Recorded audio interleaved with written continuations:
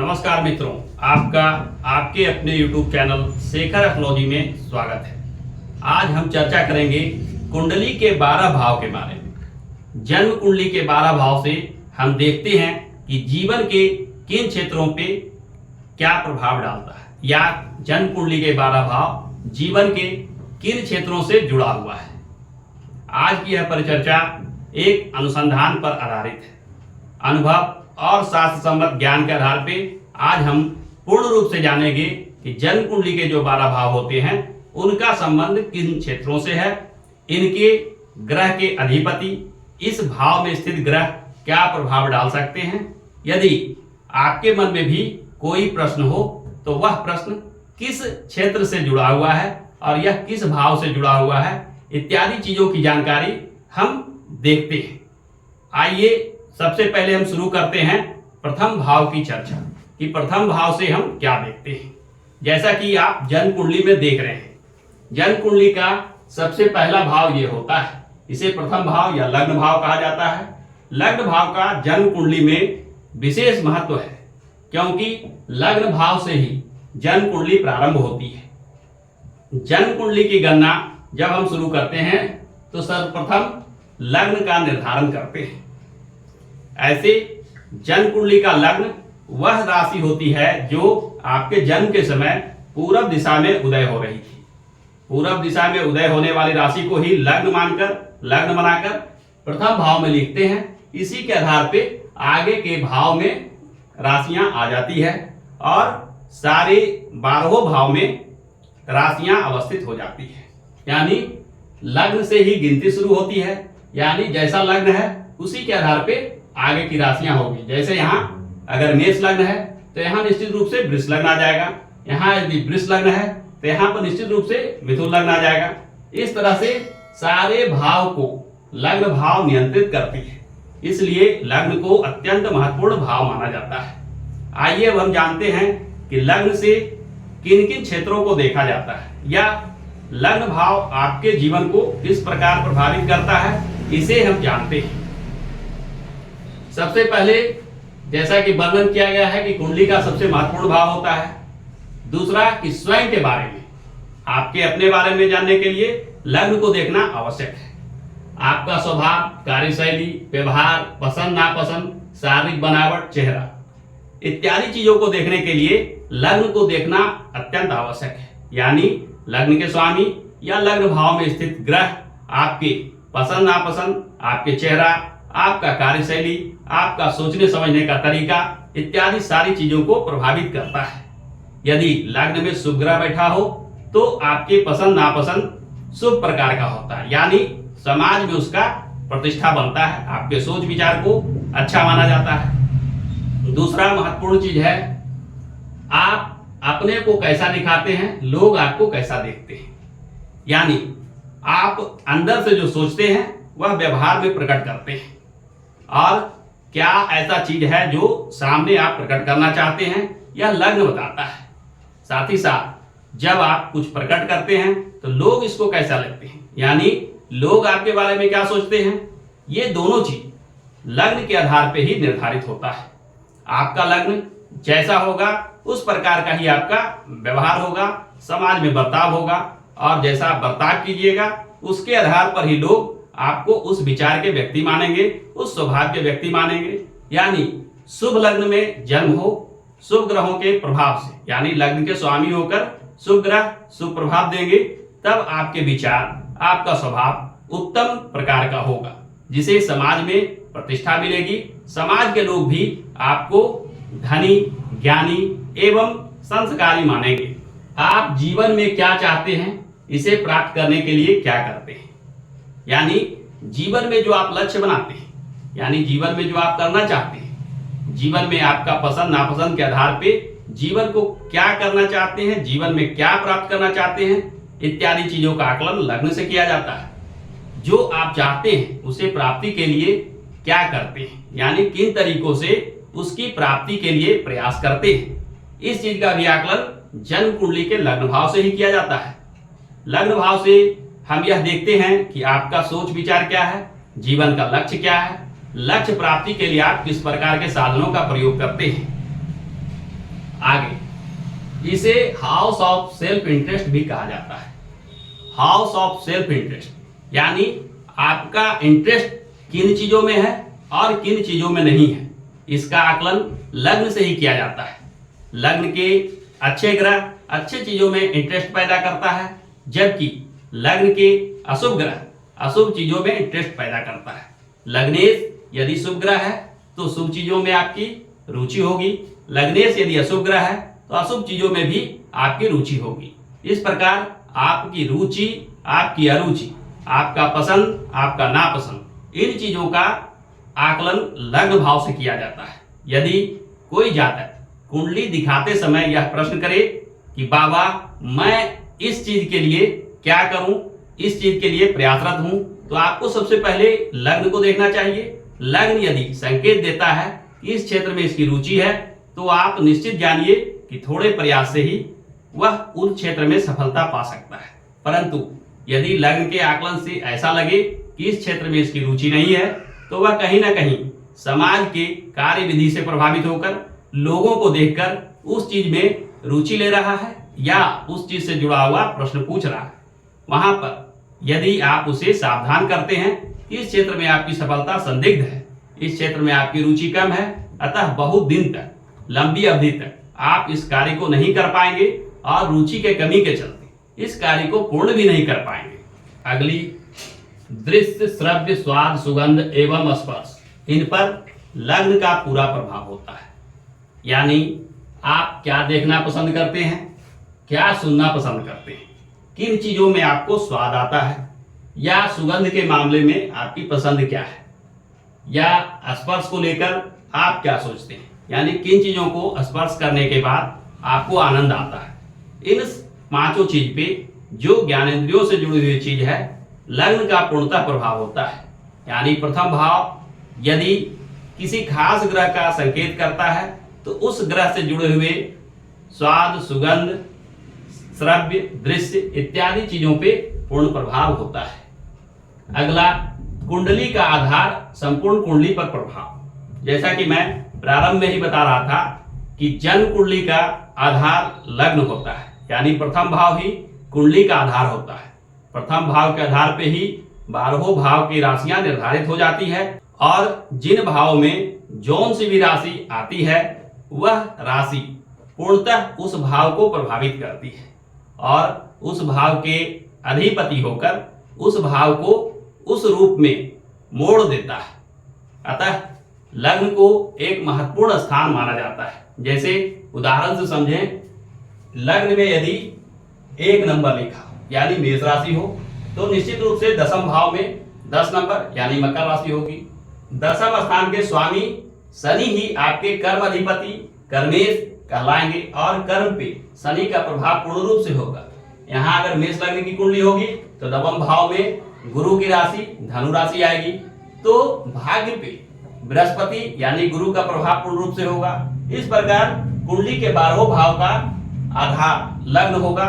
लग्न में जो सी राशि होगी उससे अगली राशि बढ़ते हुए 12 भाव में राशियां आ जाएगी और जिन भाव में जौन सी भी राशि आ जाएगी वहां के स्वामी वह खास ग्रह बन जाएंगे और वह ग्रह उस क्षेत्र को, जीवन के उस क्षेत्र को प्रभावित करेंगे और आप उसके प्रभाव से निश्चित रूप से प्रभावित होइएगा। और यदि आपका प्रश्न किसी खास क्षेत्र से है, जैसे यदि आप विवाह से जुड़ा हुआ कोई सवाल उठाते हैं, विवाह संबंधित कुछ समस्या आ रही है, उसका आकलन करना चाहते हैं, तो मेष लग्न वाले जातकों के लिए शुक्र सप्तम भाव में तुला राशि आएगी, इसलिए शुक्र विवाह का कारक ग्रह बन जाएगा और शुक्र से जुड़ा हुआ उपाय, शुक्र से जुड़ा हुआ समस्या इत्यादि का जब आकलन करेंगे तभी विवाह संबंधित समस्या का समाधान प्राप्त कर सकेंगे।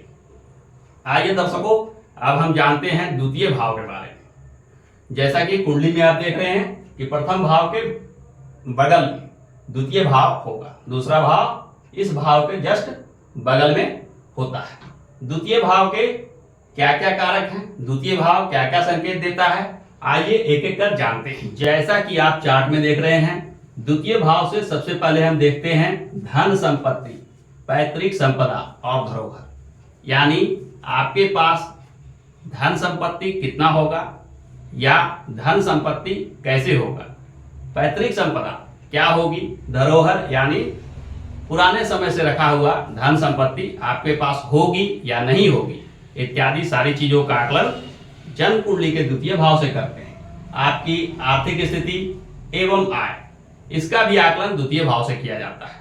द्वितीय भाव धन का भाव कहा जाता है, यानी आपकी आर्थिक स्थिति क्या होगी और आप आय किस प्रकार प्राप्त करेंगे, कितना आय प्राप्त करेंगे, इत्यादि प्रश्नों का उत्तर द्वितीय भाव के आकलन से ही किया जा सकता है।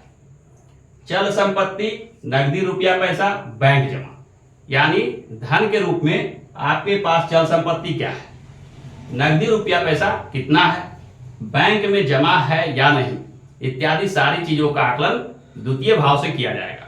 द्वितीय भाव में यदि शुभ ग्रह हो या द्वितीय भाव के स्वामी शुभ ग्रह हो, बली हो गया हो, शुभ स्थानों में स्थित हो, तो यह निश्चित जान लीजिए कि आप कम प्रयास से भी अधिक धन इकट्ठा कर लेते हैं, अधिक धन संपत्ति आपके पास होती है। साथ ही साथ आपके पास जमा धन संपत्ति भी होती है, जो बैंक में, शेयर मार्केट में या अन्य किसी स्थान पे जमीन के रूप में आदि प्राप्त होता है। धन संपत्ति को लेकर आपकी भावना कैसी है, आप इसे कहां कैसे खर्च करते हैं, यानी आपके पास जो धन संपत्ति है उसके प्रति आपकी सोच क्या है, उस धन संपत्ति से किस प्रकार की भावना जुड़ी हुई है, इसे आप किन चीजों में खर्च करते हैं। ऐसा देखा गया है मित्रों कि किन्हीं के पास कम धन संपत्ति भी है तो वह खर्च करने में रुचि रखते हैं, किसी किसी के पास अधिक संपत्ति होने के बावजूद भी खर्च करने में कमी रखते हैं और कंजूस वृत्ति के होते हैं। इन सारी चीजों का आकलन द्वितीय भाव से किया जा सकता है। द्वितीय भाव के स्वामी भी आपको यह बताते हैं कि जीवन में धन के प्रति आपकी कैसी भावना है, धन को लेकर आप क्या सोचते हैं, इसे खर्च करना चाहते हैं या नहीं करना चाहते, इत्यादि सारी बातों का आकलन द्वितीय भाव से किया जाता है। इसके बाद आपकी आय एवं पैसे को नियंत्रण की शक्ति, यानी आपके पास आय प्राप्ति के लिए क्या शक्ति है और पैसा जो आपके पास आ गया है उसे कैसे नियंत्रित करते हैं। कुछ मामलों में ऐसा देखा जाता है मित्रों कि यदि अकस्मात बिना प्रयास के धन आ गया हो तो आप उसे नियंत्रित नहीं कर पाते और यह धन आने के बाद किन्हीं साधनों से तुरंत निकल जाता है, धन आपके पास टिक नहीं पाता। किन्हीं मामलों में ऐसा भी देखते हैं मित्रों कि कम पूंजी, कम संपत्ति होने के बावजूद भी उसे नियंत्रण की क्षमता अच्छी होने से अच्छे बिजनेस में लगाकर, अच्छे कार्यों में लगाकर उससे अत्यधिक लाभ कमाते हैं और देखते देखते धनपति, विशेष धन का प्रभाव आने लगता है। वे अपने जीवन में विशेष धन इकट्ठा भी कर लेते हैं और जो विशेष धन हो गया उससे अपने बिजनेस को और विस्तार कर लेते हैं। उनके जीवन में आर्थिक कमी नहीं रह जाती है, यानी धन को नियंत्रण करने की शक्ति ही आपके जीवन में आर्थिक उत्थान दे सकता है। और इन चीजों का आकलन द्वितीय भाव से किया जाएगा। द्वितीय भाव के स्वामी या द्वितीय भाव में स्थित ग्रह आपको इन चीजों का संकेत देता है। शुभ ग्रहों के प्रभाव से शुभ फल और अशुभ ग्रहों के प्रभाव से अशुभ फल प्राप्त होता है। अंतिम, किन चीजों और कार्यों से आप विशेष धन संपत्ति कमा सकते हैं।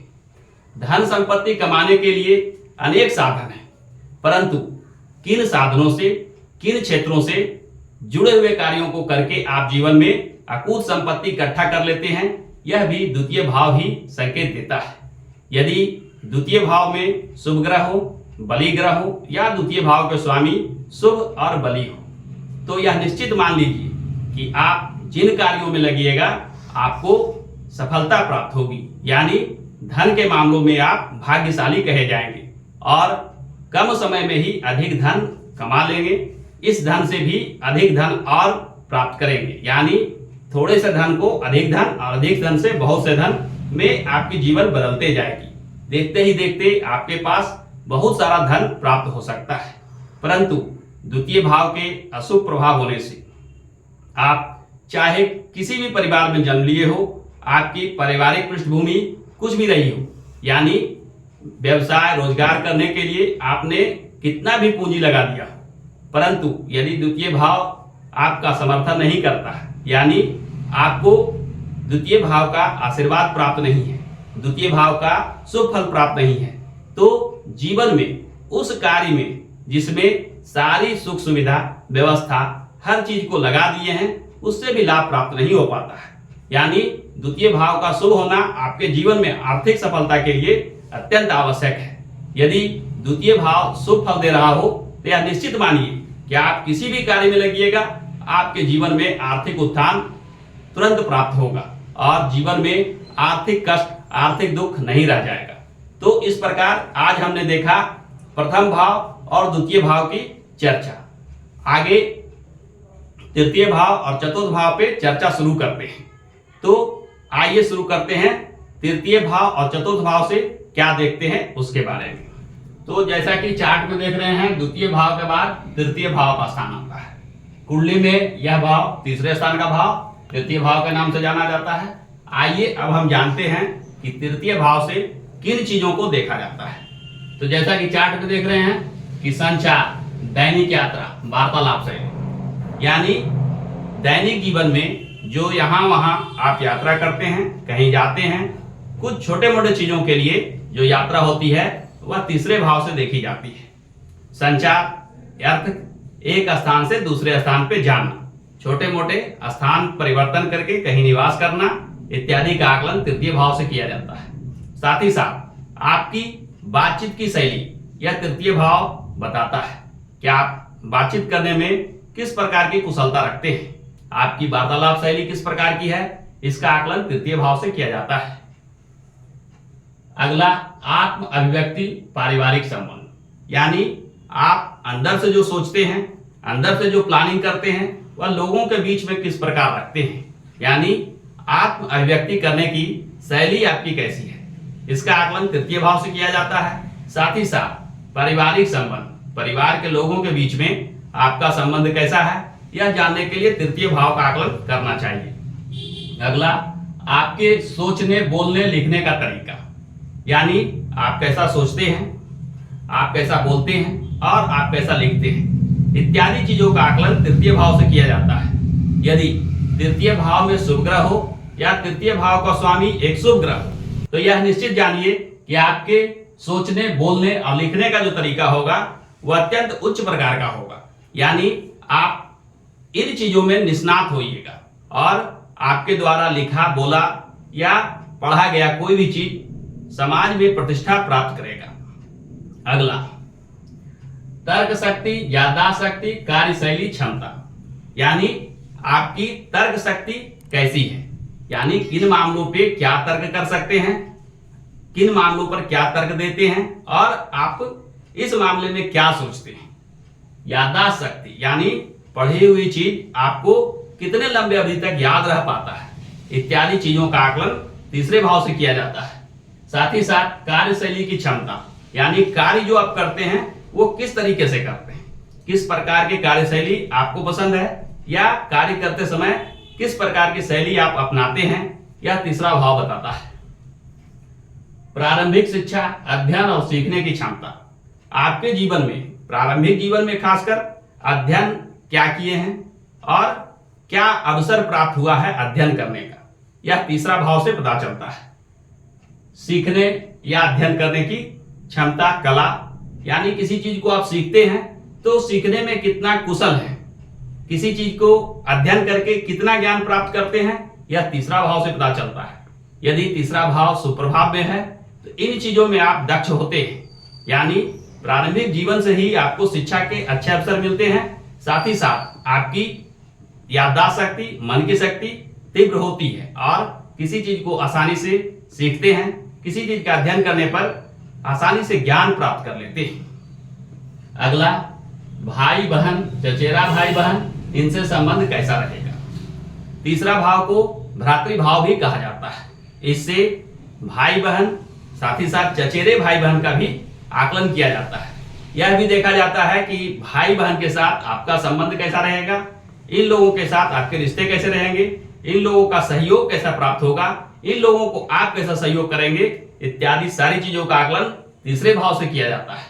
अगला छोटी यात्रा, कार्य और पढ़ाई से जुड़ा यात्रा, यानी कार्य, छोटे मोटे कार्य को लेकर और पढ़ाई को लेकर जो आप यात्रा करते हैं, यानी एक जगह से दूसरे जगह जो जाते हैं वह तीसरे भाव से आकलन किया जाता है।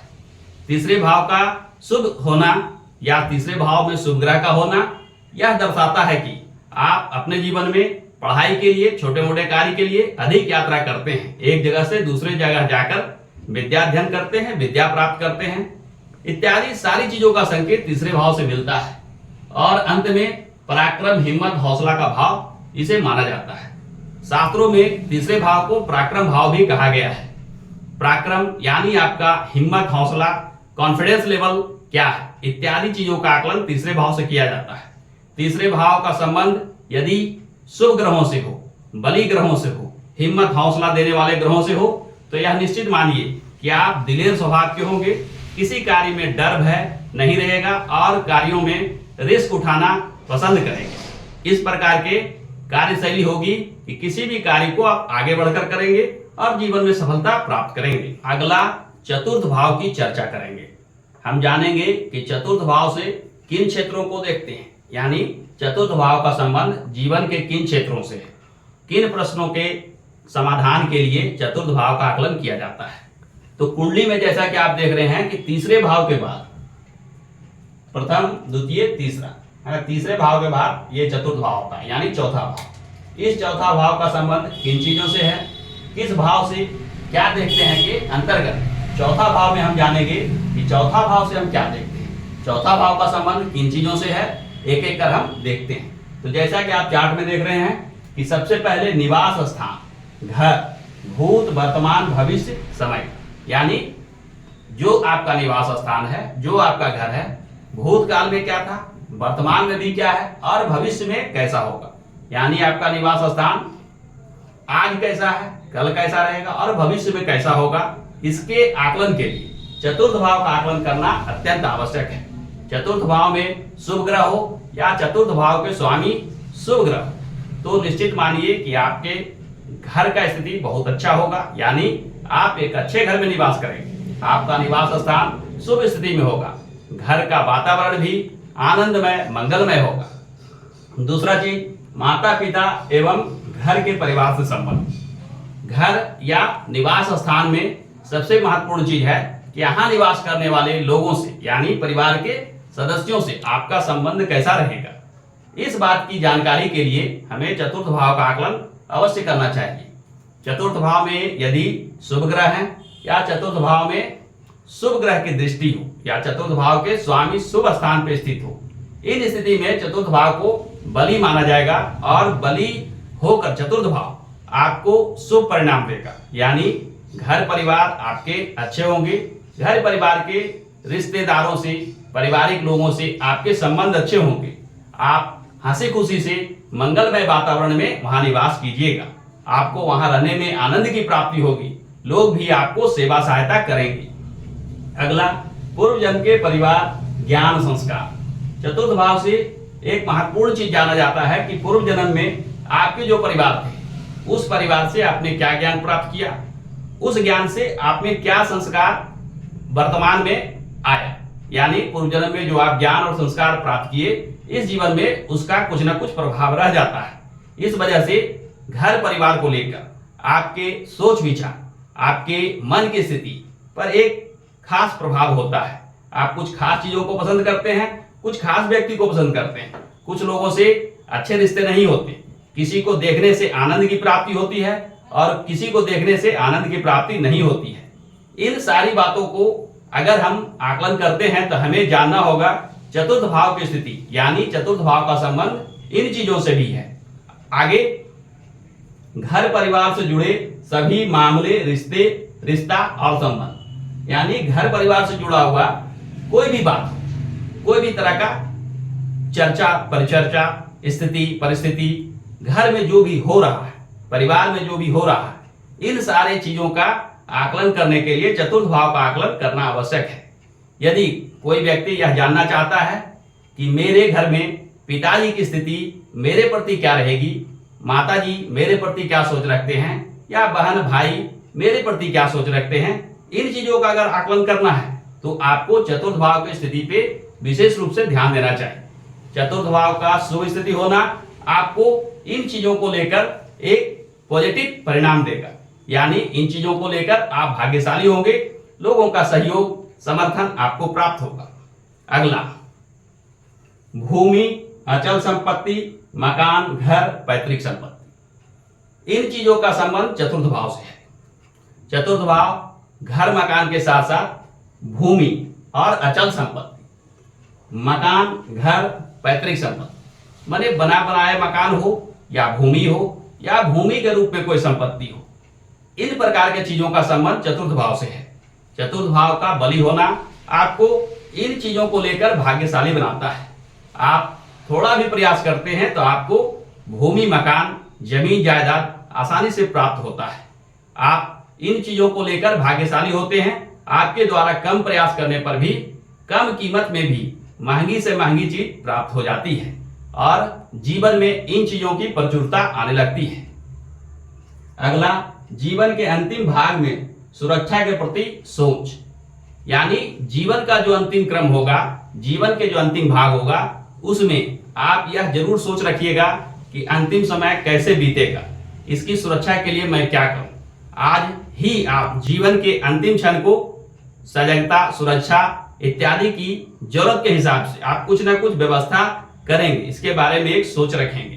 तो इन चीजों को भी जानने के लिए हमें चतुर्थ भाव पर विशेष रूप से ध्यान देना चाहिए। चतुर्थ भाव अच्छे स्थिति में हो, यानी चतुर्थेश शुभ स्थानों पर हो, या चतुर्थ भाव में कोई शुभ ग्रह हो, चतुर्थ भाव पे कोई शुभ ग्रह की दृष्टि हो, तो यह निश्चित मानिए कि जीवन का अंतिम चरण, बुढ़ापे की जो अवस्था होती है, उसमें आप खुशी खुशी जीवन गुजारिएगा। आपको किसी भी प्रकार की परेशानी नहीं आएगी और इन चीजों को लेकर आप पहले से ही सोच रखिएगा, उस चीज के लिए आप व्यवस्था करके रखिएगा जिसके वजह से उस समय आपको कोई परेशानी ना उठाना पड़े।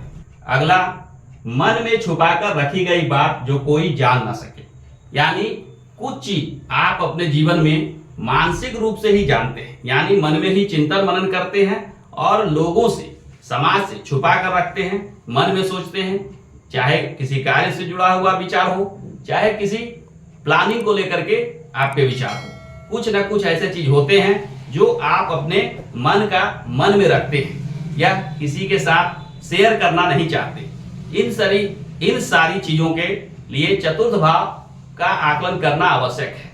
चतुर्थ भाव यदि शुभ स्थिति में हो तो शुभ बातों को लेकर मनन चिंतन कीजिएगा और मन में एक विचार होगा कुछ अच्छा करने का, कुछ यश प्रतिष्ठा देने वाले कार्य करने का। इसे लेकर मन में आप गुप्त रूप से मनन चिंतन करते रहिएगा। अगला,